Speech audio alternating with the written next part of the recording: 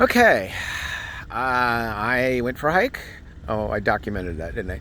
Anyway, so we used to, when I lived up here, and had a friend who had a boat and a ski, a water ski boat, and so we would come out to the Sacramento Delta, it's called, where several rivers all kind of flow into this flat area, and they have all these deltas for channels, and so you could just kind of take your boat, launch it, and wander around through the canals, channels, whatever, and find a place where there's just some beach, and you know, pull the boat up and camp, for a couple of nights on a weekend or whatever, and drink a lot of beer and water ski, and it was great. And we, in the summer, obviously. So now I decide, well, I'm gonna see if I can kind of find roughly where we were, and so now I'm out in the middle of nowhere. I have no idea.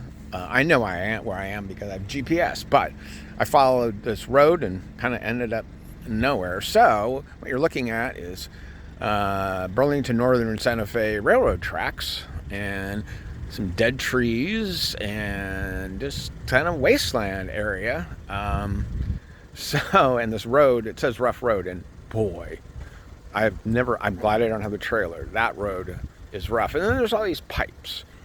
So I'm guessing that these carry water, probably as part of the California Water Project. So the way that works, for those who are not familiar, is that Northern California supplies most of the water for Southern California.